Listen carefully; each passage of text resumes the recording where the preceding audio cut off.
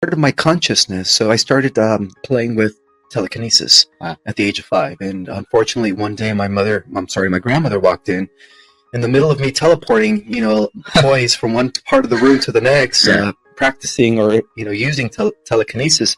And she thought I was Damien, the devil's son. So she called, no, it was crazy. I was kind of like shocked that she came in and started saying, "What are you doing? What are you doing?" Calling the local priest to come throw holy water on me.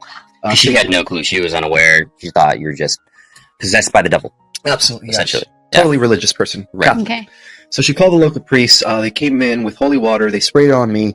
And they started asking me, who are you? What are you? And I was like, I'm Ishmael. I'm Ishmael. No, the entity inside you. There is no entity inside me. I'm just a kid, What are you guys doing? Questioning me about who I am.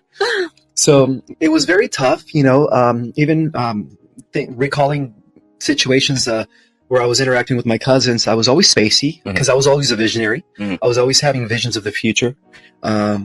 And so my whole family thought it was weird. Right. Yeah. Do you have access to your past life memories?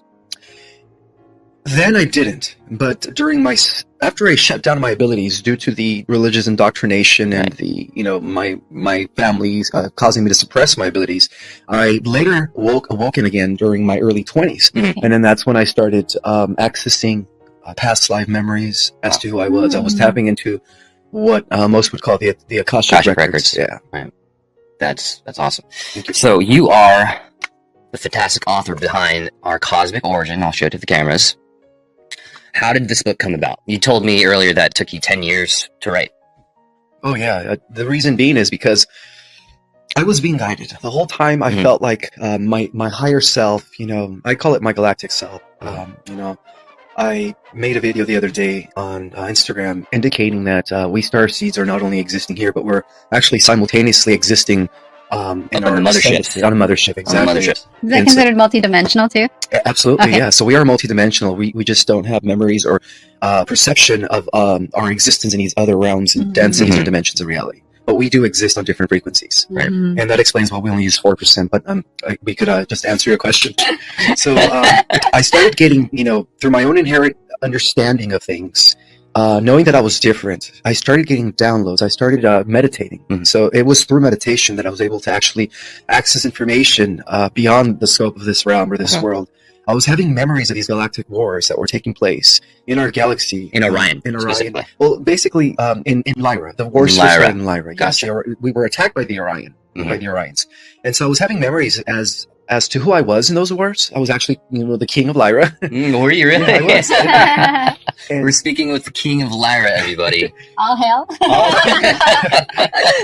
Thank you for that, but I'm very humble, I don't expect to be called king. By the way, this guy is, massive. I work out a lot, but when I stand next to this dude, this guy is just all right, well, I'm just going to quit working out now. But anyways, good. It's me trying to keep up with my galactic avatar. Because my galactic avatar, as your galactic avatars, are very well in shape, and everyone's fit in the fifth entire dimensions. Right. Yeah, we don't deal with these less dense. Less dense. Yeah. More light body. More light bodies. So, our physique is more it's fit. Guys are really buff with six packs, and women look like goddesses. Very fit tone and perfect abs. Nice. Off topic. How many times a week do you work out? Every day. Every day. Maybe one day off a week, just relax. One day off. All right. Next question. But yes, before we get into the nitty gritty, please purchase our Cosmic Origin. I'm about 3/4 of the way through. It's a great book, and thank you again for this information, this knowledge. You're welcome. It's my contribution to humanity in these times of awakening. Perfect. So let's go ahead and jump in. Can you tell us about the 7 super universes? Sure, Helen. The 7 super universes are considered eventuated realities. They don't have a beginning or end, like the experimental local verses that exist within the lower spheres of reality. So in the beginning, there was just one singular consciousness that existed in the form of what we call a always existing realm, infinite state of eternity, in which many have called the motherverse. Scientists call it the metaverse, cutting-edge science through quantum physics and superstring theory and those avenues of study. But in terms of the esoteric and metaphysical studies, It is known as the Central Universe. The Grand Central Grand Universe. Central Universe, yes. Gotcha. And when you say metaverse, not to be confused with Facebook's metaverse. Two different things. yeah. Do you think, this is just a question here, do you think the people behind Facebook are aware of this and are trying to spin the metaverse in such a way that works for their narrative? Absolutely. They are. Yes, it's part of the inversion Right. of the original organic truth. Right. Wow. When I first heard of the metaverse, just instantly just cringed when Facebook came out with it. I just did not feel good about it. And many of us didn't. Right. You mentioned that there are 7 super universes. What is, and you mentioned this in your book, what is the significance of the number 7? Why 7? Okay, so going back to the original state of infinity, which was one singular consciousness, Right. that consciousness, which existed in the middle of the void of all darkness, one day got bored and decided to explore more of itself. And so, and also to understand is that that's the state of existence that scientists would call base reality, where it's not simulation, it's something that has always existed. Pure consciousness, in other words. Right. In terms of light, it is the light before going through the glass, creating this different Refracts the colors. 7 different Exactly. colors. That's why it's 7. X7. So Mm. exactly. So Gotcha. that's how the 7 seven colors of the super universes came rainbow. about. Gotcha. It was that singular source consciousness first dividing itself into 7 aspects of itself, Right. each one with its own color, its own vibration, its own characteristics. But yet, at the same time, due to the holographic concept of reality, each one also containing the whole of the motherverse within Mhm. each aspect of the Mhm. 7. So each containing the whole, the sum of its parts containing the whole. Absolutely. Was that the result of the separation? Yes. That was the initial separation, That was or the the Big Bang as mainstream science knows it. Yeah, the initial cosmic immaculate conception. Right. Hmm. Right. That's the true meaning of the immaculate conception. And why is our universe the only universe that has yet to ascend back to its original source? Very good question, Helen. And many people have asked me that question. It turns out that our local universe in which we belong to is the end result that will complete the organization of the super universe of Orbenton. So, as mentioned, there are 7 super universes in which this metaverse or the central universe first divides into. Mhm. Our local universe belongs to the 7th segment, known as Orbenton. Orventon. And so within the 7th segment, our local universe was designed by the Council of Aversa, which is the order of the Ancient of Days, of those, which is those that are governing the different realms within the 7th super universe, to create a universe in which it would act as a culmination, involutionary and evolutionary of all the universes that have existed prior to the creation Right. of our universe. So our universe is kind of like the potpourri and the So- grand finale of The grand super finale, universe. as you've mentioned in your book, you said this is the final battle and resolution of duality in this Absolutely. universe on this earth. Yes. So what does that mean to be incarnated on earth at this time? It is the best thing ever for the souls that are down here in these, new vehicles that were Right. designed for us, because we are considered the, biological royalty of the entire multiverse that it exists within the periphery of the 7th super universe. Right. We are the end result of all that. We carry within our genetics all the genes of all the human races that have existed prior to the development of our last creation. This is huge. Very huge. This is huge, and this is knowledge that everyone should know, Yes. should become aware of at some Absolutely. point. That they are royalty. My God, I just chills going up and down my body. Well, and then so I saw that on your Instagram that you talked about Eternals. It has a lot of representation of what you just shared, correct? Absolutely. Yeah. Tiamat, Draconians are in Eternals. Absolutely. Yeah. They use a lot of symbolism. Are they doing this on purpose? I think it's part of the awakening. Part of the disclosure awakening. process. Yeah. Disclosure. Mm. Yeah, the original writers of Marvel Comics, before they were given over to Disney, because Disney's controlled by the dark The side, Cabal. the Cabal, exactly, Hmm. were actually intending to bring about disclosure through comics because they were told not to disclose what's really going on. So it's right. It's in plain sight. Absolutely. Everything is in plain sight. You just have to read between the lines. Yeah, it is. And unfortunately, most people see it as sci-fi. Right. Myth. Exactly. Mhm. But it's also the same way done with DC Comics. It's bringing back mythology. Right. The idea that Atlantis did exist. When you think of the latest Justice League movie, it's about how during the first threat to the Earth, when what's his name, the Destroyer of Worlds, Adonis? Doomsday, No, in DC. Oh, Darkseid, DC, Darkseid Darkseid. came to the Earth for the first Yeah. time. There was a union of warriors. The Atlanteans joined the Uh-huh. battle. The Olympian Yeah. gods joined the battle, and even off-world helpers in the form of the Green Lantern Corps came to Mhm. join the battle. So it was an alliance of all these different benevolent forces that were trying to preserve the Earth in those times. But the truth of the matter is all that stuff really took place. Right. But Darkseid was under a different name. Right. It wasn't Darkseid. It was something else. Right. There's a lot of truth to these comics. Yeah. And these beings go through different names over different time spans, different eras. Exactly. Right. Yes, exactly. On Earth, the souls that currently reside on Earth are 80% ancient, 20% middle-aged, and there are very few new souls on Earth. Is this accurate? 80% ancient. Ancient. The souls that are here on the Earth. Yes. It's actually the other way around. Yes, there's only about 10 or 11, 12% of the population that are ancient souls, and the 87 or 89% of the population are newbie souls or younger souls. And I've heard the best of the best come here. Yes, within the 10, 12%, the best of the best came here from the higher realms, and that's what we consider the star seeds and Gotcha. the different indigo, crystal, and rainbow children. Right. Will there be more children that will be born awakened? Absolutely, and they're actually already starting to come in fully awakened, just like I did. I was just one of the. They had to send me a little early, they had to send me. But my time, most of the children that are coming in fully awakened are actually coming in as of 2012. Gotcha. 2012. Wow.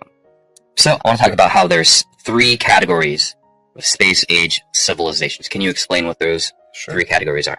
Yeah, according to the Cartovish scale of extraterrestrial civilizations, all civilizations that exist within the space-age community fall under 3 categories, but technically there's actually 5. But let me go over with the first 3. So the first one is known as an interplanetary society or civilization, which is a civilization that is in the beginning stage of space travel. They no longer use fossil fuels. They no longer use plants. They no longer use, carbon-based petrochemical substances like we do when we launch, rocket ships, which fail most of the time. Most of the time. Yeah, they use zero-point field. They use planetary power. And that's what allows them to soar off not only into our local vicinity within our star system, but also within other star systems. But they only have access to a few star systems. Right. So those are considered a planetary society. The next level of that would be considered a stellar civilization. Now, stellar civilization is known to be a few thousand years of a planetary society. At that point, they have already mastered interdimensional physics, zero-point energy, and are able to manipulate wormholes and stargates due through their interdimensional understanding of physics. And they're able to now have access to an entire galaxy. So that's what you call a stellar civilization. Gotcha. The next level up is known as a galactic civilization. Now, a galactic civilization is hundreds and hundreds of thousands of years of a planetary civilization, a few million years of a zero, level 0 civilization, which is primitive, kind of like where we're at, but we're at a 0.5. No, we're actually at a 0.9. Oh, God. Yeah, we're getting ready. Almost there, Helen. We're actually in the midst of a transition between a 0-point level of society to a type 1. Oh, jeez. And it's going to happen within our lifetimes, actually within the next few years. We were type, 2, 3 before? During the times of Atlantis, we were actually a type 2. Type 2. Yes. Gotcha. We've regressed. We've regressed, unfortunately, to the infiltration that took place by the Draco or the negative aliens during the times of Atlantis. So a type 3 is millions of years ahead of a type 0. It's hundreds of thousands of years ahead of a type 1, and a few thousand years ahead of a type 2. And what makes a type 3 different is that not only are they able to harness star power from as many suns as they want, but they're actually able to harness the entire power of an entire galaxy by tapping into the galactic core. Wow. Yeah, at that point, you consider yourself immortal. They use about 48 strands of DNA. 48? 48 strands, yeah. Interesting. Yeah, we're only using 2 strands here. 2 strands. 2 strands. Like you said, we're operating at 10% capacity. Not even that. Not 4%. even that. 4%, according to research, yeah. My God. On the topic of DNA, Yeah, sure. when you become more light beings, we've talked about you become the DNA becomes more crystallized, Absolutely. Crystalline base? crystalline based. Mhm. Do you know if it goes from carbon to silicone or It does. it's Oh, carbon you're right. silicone? Yeah. It does. So as we become part of a type 1 civilization, we are actually going to be using both carbon and silicon base, and our bodies are going to be upgraded. Mm. Instead of living for 100 years, we're actually going to have a lifespan of a few hundred years. Few hundred. And that's the actual lifespan of civilizations that exist within a type 1 interplanetary culture. Yeah, and then in comparison, a Type 2 interplanetary culture, they have inhabitants that live up to a couple thousand years to 3,000 years, Right. because they're using. But the Syrians also Well, the live up Syrians to... they're a Type 3. Type 3. They're galactic. Yeah, Galactic, those are the overseers and pretty much the grand directors of the forces of light here within our galaxy. Mhm. Yeah, they're at the head of the Federation and all the light stations. Gotcha. Our records have been edited and condensed to show one wavelength one spectrum of reality. Why has this been done?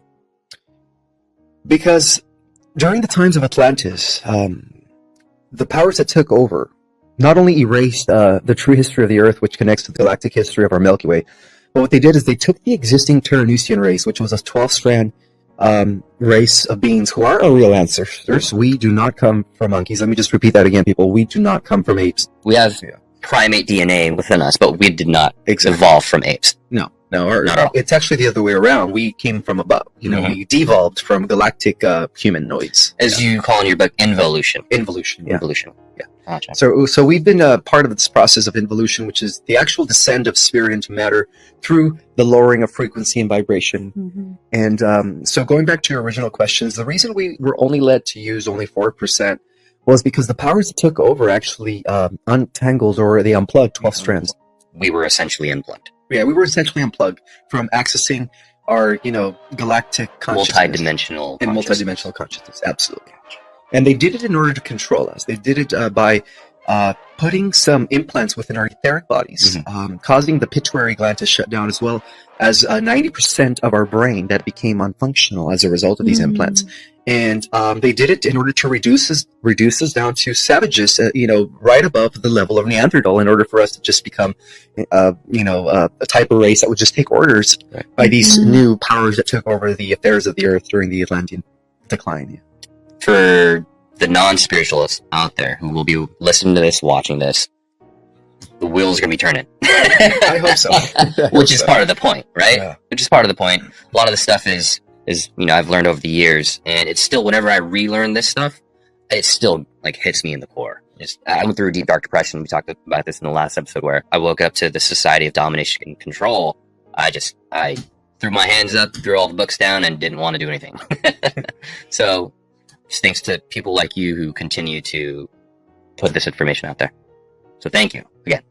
Well, like I said, I feel like I'm being an instrument. I'm being used by something forces. greater than myself. So, all the thanks goes to Creator Source. Because Creator Source is the one that has been guiding me throughout the, my research and my downloads. And this is a divine meeting right now. Very divine, yeah. Very divine. As an example, I think, to point out for listeners, since our podcast is called Awaken Now, when you are more spiritual, right?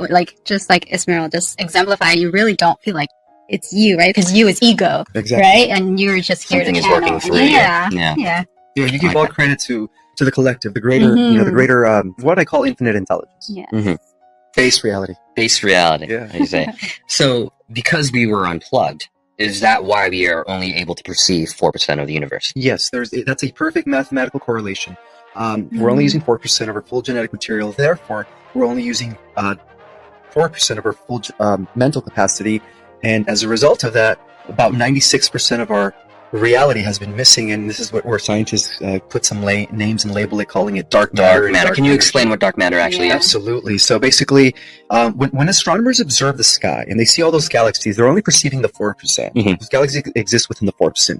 The other 96% is what they would call dark matter and dark energy. But what they fail to realize is that that's reality vibrating at higher dimensions than the 11th dimension. That we can't perceive. That we can human perceive. eye. Yeah, now we're going into the realms of the local universes, which encompasses dimensions 11 and 12. And then we're also going into the realms of the mother, or the super universe, which encompasses dimensions 13 and 14. And finally going into the realm of the mother central universe, which includes dimensions 15.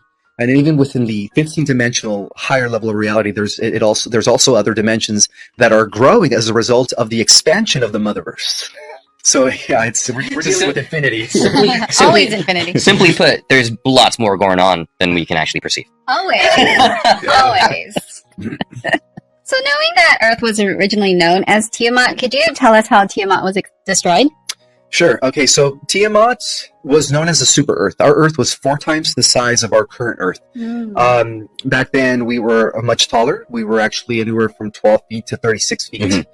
And so, and that explains all the different archaeological findings of these skeletons. Huge giants. Exactly. Giants. So they came from Tiamat, and so during the times of Tiamat, Earth was part of the first seeding. So we had Tiamat, we had Mercury, Mars, Venus. We also have another planet called Maldek, which was also destroyed during the first, war that reached our neck of the woods. And then we also had Pluto, and the jovial planets, and then of course Nibiru. Nibiru was always the 12th planet, but Nibiru had an elongated orbit. It only came in every 3,600 years. Exactly. Yeah. So what happened in Tiamat was a gradual devastation. It was an infiltration that took place when the Draconians first sent out their scouting ships, their scouting scientists, to figure out why there was a peaceful, harmonious community that was growing on Tiamat. We had, I know, it was beautiful. It was like what we would consider an intergalactic paradise, Right. where all these galactic species would come together and coexist in harmony. It was peace. Yes. It was love. It was harmony. It was What you harmony, said. brotherhood, sisterhood, Wow. of one. They all believed and honored the sacred law of one. Right. Yeah, the sacred divine law of one. And then, unfortunately, when the scouting Dracos arrived, they started reporting the situation back to the Orion generals, and they started infiltrating it. And eventually, they couldn't infiltrate it because the Tiamat Council of Light, which was then known as the Covenant of Palador, which was headed by the Syrian High Council. It was run by the Syrian High Council.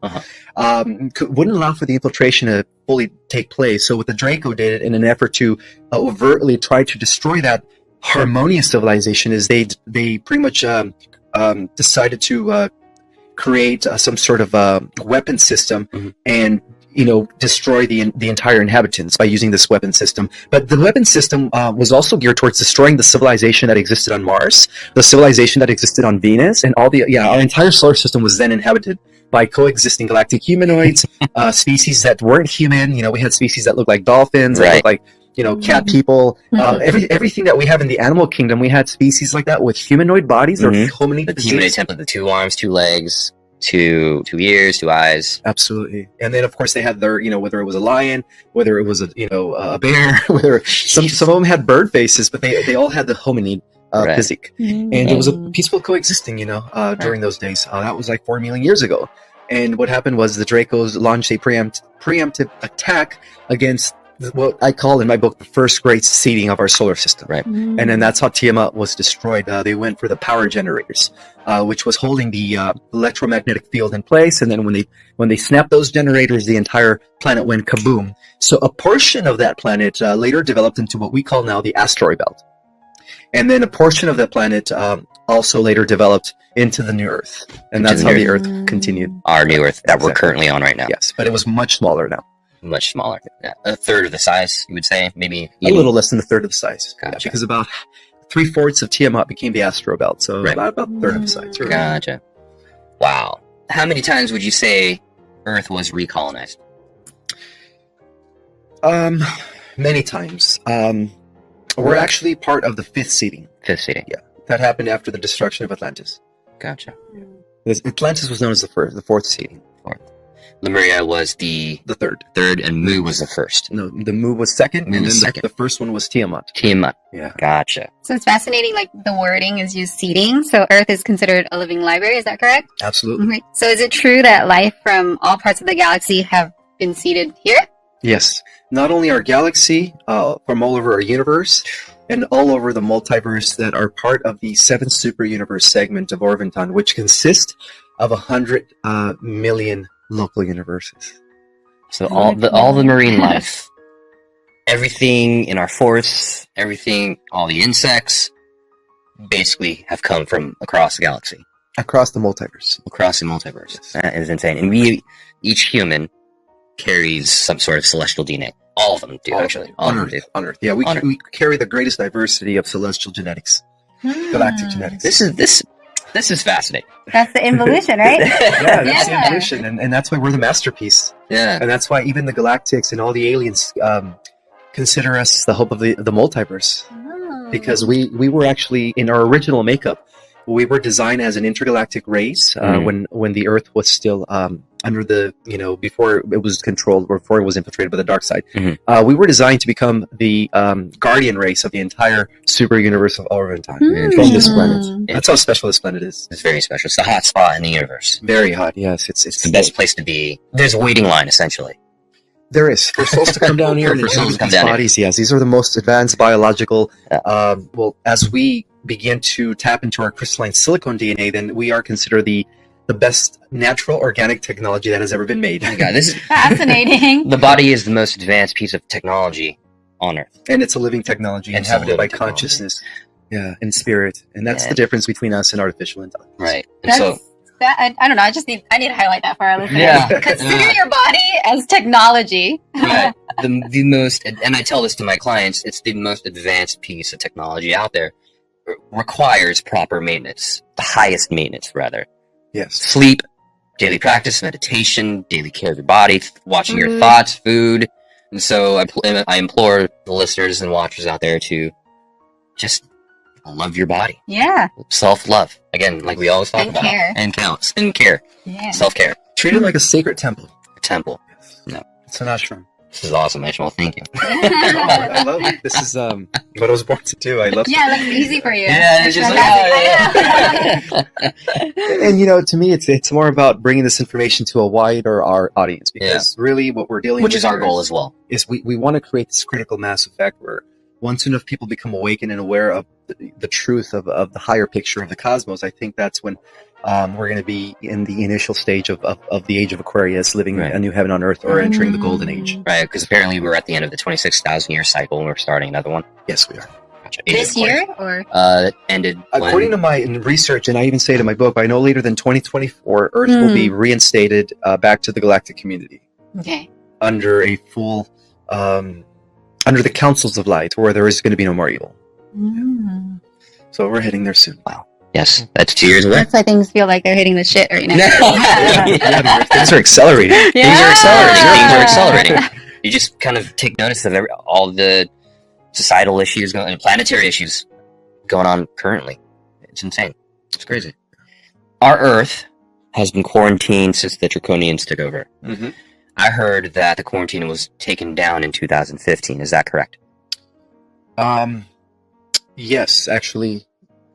Yes, it was actually quarantined, not because okay, so let me go back. When the Draconians infiltrated us through the Atlantean times and destroyed Atlantis, the cosmic current that used to hold Earth and connected Earth through the 15-dimensional stargates, allowing Earth to exist in a multi-dimensional reality, became shut. Mhm. So Earth was reduced to just one wavelength of reality at Right. that point. And the Federation, or the good guys, had to actually intervene because they had already won the war in the galaxy, and in order to prevent this newfound tyranny here on this Earth after Atlantis from spreading across the galaxy again, they had to quarantine. So the quarantine took place by the forces of light in order to, keep the dark or the fallen ones here trapped in our solar system, so that when the time was right, which is now at the end of the cycle, they would be zapped by the solar flare, or this event that's going to The Great Solar Flash. The Great Solar Flash, yeah, and be destroyed. And that event would usher in a whole new era, in not only for the Earth but for the entire galaxy. So Of everyone's peace, love, and light. peace and light. Everyone's Yeah. in for a huge spiritual evolution. Absolutely, yes, and yes. To answer your question, the quarantine was lifted in 2015 2015. by the Syrian High Council, who is at the head of the Galactic Federation. Now, we keep mentioning the Draconians. Can you explain to the listeners out there who have never heard of the Draconians before? Can you explain who they are? Yeah, the Draconians is a hostile reptilian race. Let me just point out that in the multiverse, there's benevolent reptilians that are not hostile, and then there's regressive or malevolent reptilians that are very hostile. So the Draconians was a label given to those that are hostile. They originated in the solar system of Alpha Draconis, which is in Lower Orion. And from there, they were able to repopulate neighboring solar systems like Sigma Draconis, as well as Zeta Reticula 1 and 2, which is known as the Rambola system. And then from there, they created what became known as the Draconian Empire, once they had a few systems in place. They also recruited lower biological entities, such as the insectoids and Greys. the Zetas and the Greys, Yeah, in order to work with them as their soldiers. right. So They're pawns. they're pawns, exactly. And then gradually they started expanding into the lower belt of Orion. And then the whole goal was to bring the Draconian Empire to the entire Orion constellation or region, and then eventually bring it to the entire galaxy. But they were blocked by the Federation and the Lyrans and the humanoid, the galactic humanoids, as I call it in my book, who actually had a different philosophy and a different agenda to theirs. Yeah, so that's how the Galactic Wars began. So these beings, the Draconians, are hostile. They're ruthless. Very ruthless, yes. They're actually the children of Lucifer.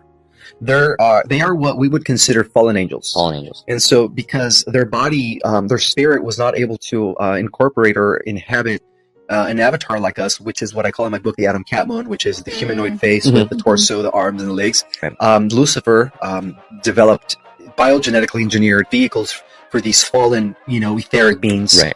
from the higher dimensions to embody in order for them to continue the, Luciferian agenda, which is pretty much the domination and control of all existence in a dictatorship. Dictatorship. Yeah.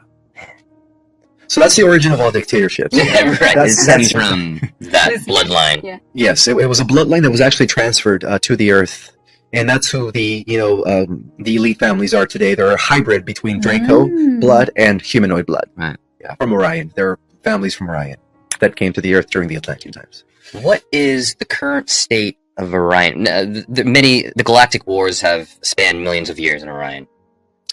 Yes. What is millions of years? What is the current state of Orion right now? Okay, as of 2014, Orion was recently liberated, and let me go back a little bit. Orion was originally liberated 15,000 years ago during when Atlantis was still at its golden age, where it was still peaceful before the infiltration. But what happened was many of the Dracos traveled into the future. They did time travel to recruit, to pop into our reality during the Nazi times and give Hitler the tech. And so Hitler developed the first secret space program that became known as the Dark Fleet, which was an allegiance between the Draco that came from the past into the future to create this, negative alliance. And so technically, yes, Hitler lost the war in the surface world, but he ended up winning the war in space, because what the Draco were doing is they were using these, again, since we are the chosen race, they took these Germans and they genetically enhanced them to go back in time and then re-win the war against the Federation. Whoa. Yeah, to take it back from the Federation. So it was one of those things where time travel was involved, but then again, the forces of light under the leadership of the Lyran, Syrian, Pleiadian coalition also time traveled and created Solar Warden to counteract that. And so the war has been won twice in Orion. First in 15,000 years ago, and then secondly, just recently, thanks to Solar Warden in 2014. So that's when they were the super soldiers that were serving in these 20-year and back programs, were sent back to the Earth in 2014 after winning the war. Fascinating stuff. There are a couple, what do you call them? Power players? Yeah, that you mentioned there, and just in case our listeners don't know, can you talk about the Syrians, the Pleiadians, the Greys? Sure, yes. So the Coalition of Light in our galaxy is headed by the Syrian High Council. The Syrians are the highest evolved humanoids, which would be considered Type 3 in galactic civilization, capable of harnessing the entire planet, the entire power of our entire galaxy. And so the Lyrans are their physical counterparts, because the Syrians they're very etheric. They only operate with what is known as light body. They don't have physical bodies. They don't even have silicone-based bodies. They have what is known as hydroplasmic bodies. Yeah, which is beyond silicone. That's the next level up beyond silicone. Right. We're not able to perceive them with the human eye. No, they would appear to be invincible to us. And also bear in mind that all the dimensions coexist within the same space and at the same time. They're just on different frequencies. Right. So the Lyrans, who were considered the cradle of humanity in our galaxy, were actually the ones that created the first alliance of light with the Syrians, and then of course other galactic humanoids such as the Pleiadians joined, the Arcturians, those of the Andromedans, and different star systems eventually joined the Coalition of Light. But it all started with Sirius, and Lyrans. Yeah. Lyrans. Have you read The Prism of Lyria by Alyssa Royal? I've heard of it. I haven't had an opportunity though to read it. Gotcha. It's basically a brief synopsis of galactic history. Oh, nice. So, but you give a little bit more detail. So, I want to talk about the power players in our galactic history. So we have King Anu, we have the Enlil, and we have the Enki. I would like to expand on these characters a bit further for those of you that have first heard about these people. All right, so this is, I guess, something that everybody should know, that everything we know about the Anunnaki was mistranslated and jaded by the high priest of Marduk, Belial, who was considered the son of Enki. So they wrote him in a sense where they wanted to give all the glory to Enki as the good guy, and at the same time they were trying to throw Enlil under the bus, saying that he's the one who created the flood, he's the one who didn't want us to evolve, and he was trying to constantly destroy us. Many records have said that. Contradict each other. Exactly. Enlil's the bad guy, Enki's the bad guy. Right, right. Right. But according to the Restored Iberian Council, this is how it all began. So we're dealing with two different galactic royal bloodlines. We're dealing with the bloodline of Michael, which originated in Lyra and Sirius, and then we're also dealing with the bloodline of Lucifer that originated in Alpha Draconis and Orion. Mm-hmm. So the bloodline of Michael is known as the House of Avion, which is represented by its animal emblem, the lion, Right. and then the bloodline of Draco is represented by the serpent, or the what they call the lizard Mhm. people. And so throughout the Galactic Wars, these bloodlines were at the core of the reason why these two different alien factions were warring each other. One of them wanted to establish the bloodline of Michael in a peaceful, harmonious way, following the law of one, the sacred law of oneness in the philosophy of unity consciousness, while the other one was trying to do the opposite of that and, destroy specimens, do whatever they want to do with other, galactic species. And so what happened in Sirius, in order to put an end to this, rivalry, they created what became known as the Lyran Anunnaki, which later became the Anunnaki, or what we call the Nibirians. So the Lyran Anunnaki were the original Anunnaki.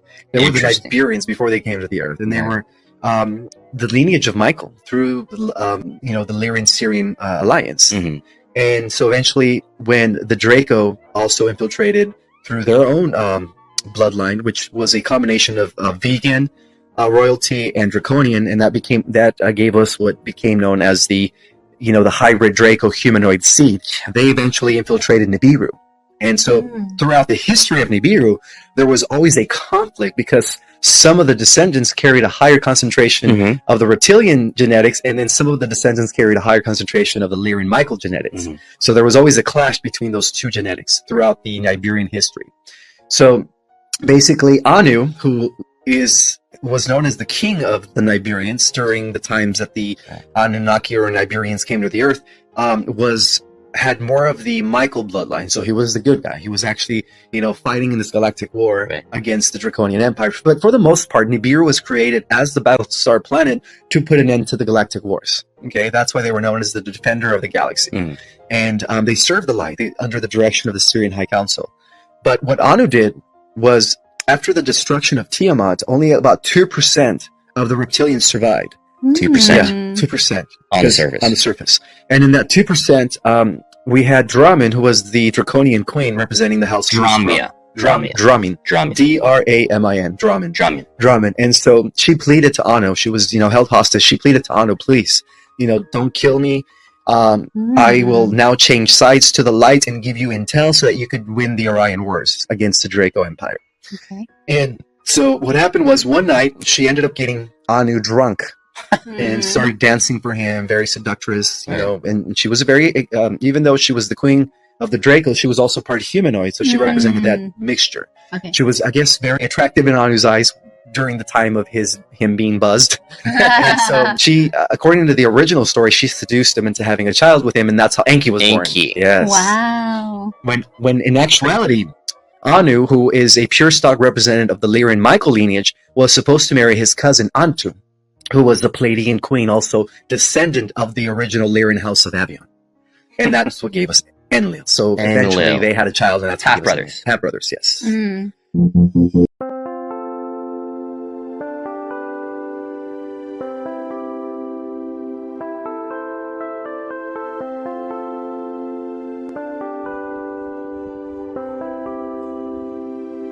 Chẳng được quên khi cơn mưa đêm lại về.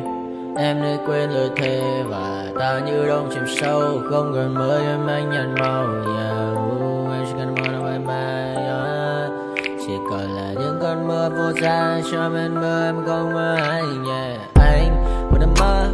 Chỉ cần bên em không được còn nhớ. Và chỉ khôi không còn nhớ. Và người ta bên nhau như ngã tớ. Muốn nhớ về say em chỉ còn với em ở đây. Và anh như muốn chết đi nhưng không muốn em mơ mày. Tình yêu làm cho ta đau đầu. Không em như nằm ngân màu. Anh như đêm mong cầu. Và mưa bên em hút sầu. Chắc có mà mai em mơ. Chỉ có bên em nhưng đừng có mơ. Mà đang dài em muốn bên ai. Anh không mong gì hơn. Chỉ mong em sẽ ở đây ôm anh thật gần. Anh chỉ mong đôi ta được có nhau.